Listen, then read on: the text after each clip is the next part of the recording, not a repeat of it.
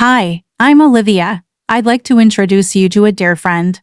Her name's Bianca. Please leave a comment, like and follow for more and enjoy today's coffee time. Am I the a-hole for telling my friend she can't eat?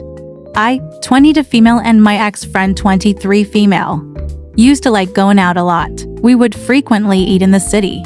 And since my family is more upper class and hers are more middle, working class, I end up paying from 75% to 100% off meals we eat. At first, I didn't mind paying, but ever since I started to object.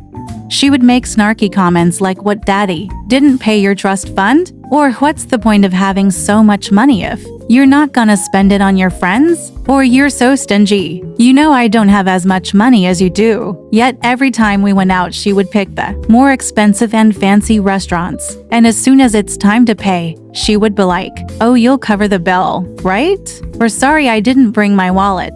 It's just excuse after excuse with her, and I just get so annoyed that last time we went out to eat, I asked her if she would pay her half. She told me, "No, I don't have enough money," so I said, "Well, then you're not eating." At first she laughed, and when she saw my face, she looked at me like, "You're joking, right?" At that point, I got so fed up I told her, "If you're not willing to pay your half of the meal, then I'm not buying you food. You're a full-grown woman with a bank account. Use it." And after she heard that, she got angry, and we kept arguing so loudly that we got kicked out of the restaurant. And to top it all off, she had the audacity to demand me to call her an Uber because it was my fault that we got kicked out of the restaurant. Of course, I didn't and left her there, but ever since that night, my friends have been blowing up my phone, calling me an a-hole for leaving her there at 11 p.m. at night. So, Reddit. Am I the a-hole? Response 1. Not the a-hole. Your friend is a freeloader with her hand constantly out. She is using you and gets angry and verbally abusive if you don't buy her what she wants. You told her her free ride was over. Now back it up and walk away from her. You do not need a friend like this. Please, please, please stand your ground. And don't let anyone ever treat you like that again. You are worthy of friends who care for you. Response 2. Adding on to this, assuming she's middle class and not lower, how could she not pay for her own meal? Genuinely confused. Doesn't it cost like $60 to $80 for one person, assuming a meal and a drink at a decently high-end restaurant? Unless they're taking her to Michelin star restaurant with a minimum $1,000 spend, I don't see why someone earning a minimum wage can't even afford an $80 dinner. Let us know what you think in the comments below. Thanks for listening. I'm Olivia, and this is Olivia's Coffee Time. Am I the a-hole for telling my daughter she is being selfish and that she needs to take an Uber since I am not leaving her older brother's wedding? This has been a built-up issue. My son got married this weekend, and this issue isn't dying, so I am going here. My daughter has very bad anxiety.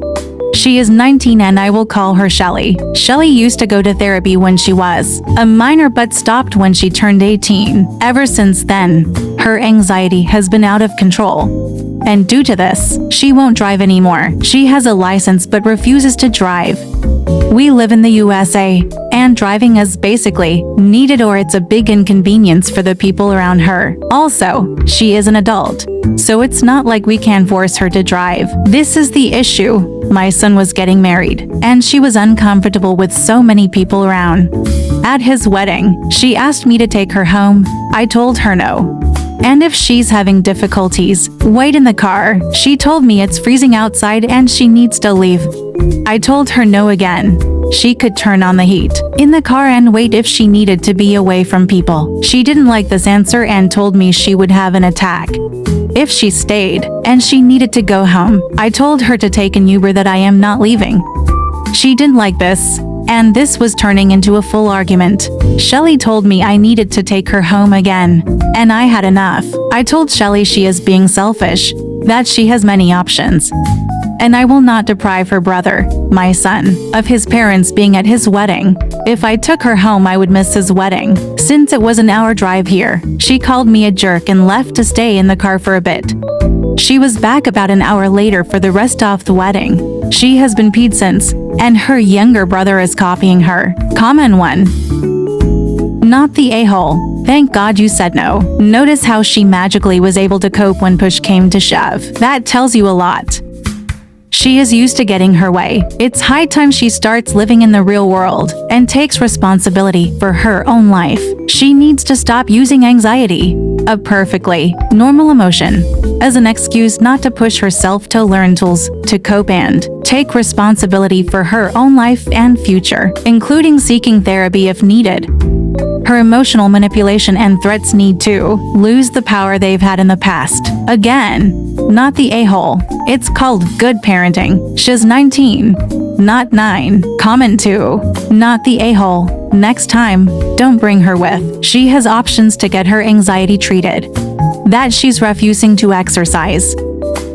Choosing to do this in the middle of someone else's major life event screams main character syndrome. She had options, she just didn't like the ones. That didn't make her the center of this. Every time she brings this up, offer her therapy to deal with her untreated anxiety and then refuse to engage her further. Thanks for listening. Please like and comment. I'm Olivia. And this is Olivia's Coffee Time. Have the best day.